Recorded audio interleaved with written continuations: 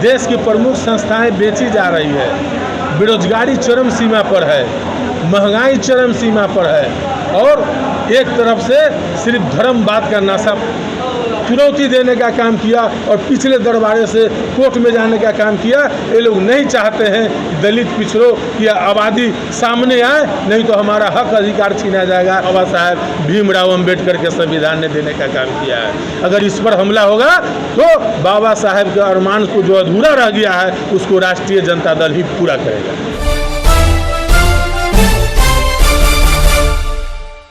हमारे देश में आरएसएस ऐसे संघ बना हुआ है जो गरीब मजदूर को पीछे धकेल रहा है। सामाजिक समीकरण में सुधार, भेदभाव, जाति, ऊंच नीच, काला गोरा सब पर अपना टिप्पणी करते हुए यह समाप्त करने के लिए उन्होंने संविधान में लिखा के लोग एक होने जा रहे हैं। नीतीश कुमार तेजस्वी जी की अगुवाई में पूरे बिहार में एक होने जा रहा है, देश में एक हो रहा है, तब पता चलेगा बीजेपी के ताकत क्या है। प्रखंड स्तर पर अंबेडकर परिचर्चा कार्यक्रम किया जा रहा है।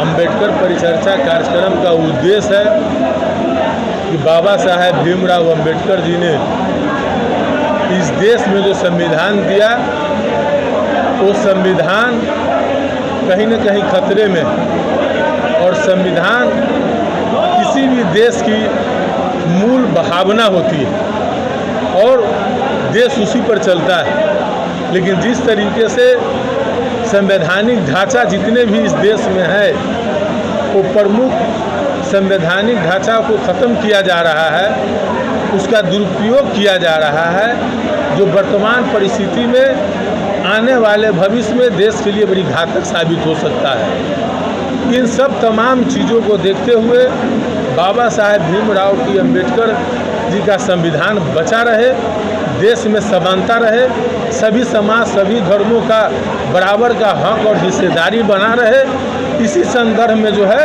यह अंबेडकर परिचर्चा राष्ट्रीय जनता दल के द्वारा की जा रही है। और व्यक्ति की अभिव्यक्ति की आज़ादी पर भी कहाँ हमला हो रहा है।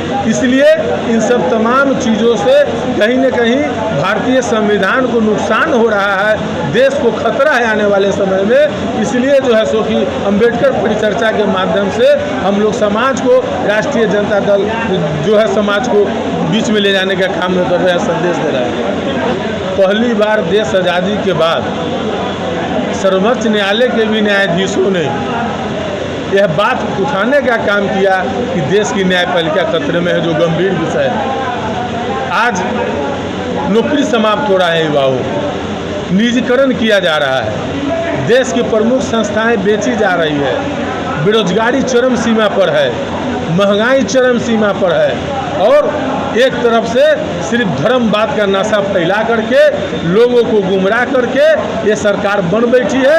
यही सी बात को हम लोग जो है से कि समाज के बीच में जा करके इनके चेहरे को हम लोग बेनकाब करने का काम करें। देखिए, जब तक किसी बीमारी का पता नहीं चलेगा तब तक उसका इलाज संभव नहीं है। लेकिन ये एनडीए की सरकार, ये भाजपा के लोगों ने क्या कहते हैं कि इसको चुनौती देने का काम किया और पिछले दरबारे से कोर्ट में जाने का काम किया। ये लोग नहीं चाहते हैं कि दलित पिछड़ों की आबादी सामने आए, नहीं तो हमारा हक अधिकार छीना जाएगा।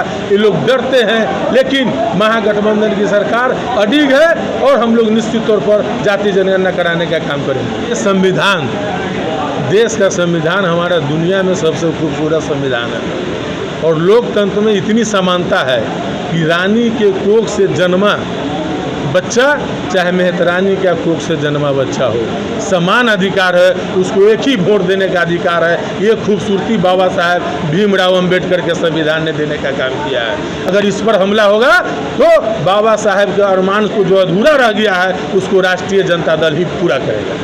जो संविधान बनाए जो है ना अपन को खंडन करने में लगी हुई भाजपा की सरकार कहता है कि आरएसएस से मिल करके संविधान को आरएसएस की तरफ ले जा रही है। इसलिए करना बहुत जरूरी है।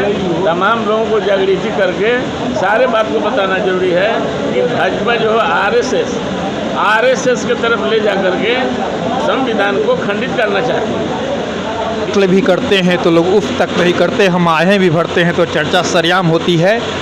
परिचर्चा का विषय अंबेडकर प्रासंगिक आज भी है, कल भी रहेंगे और परसों भी रहेंगे।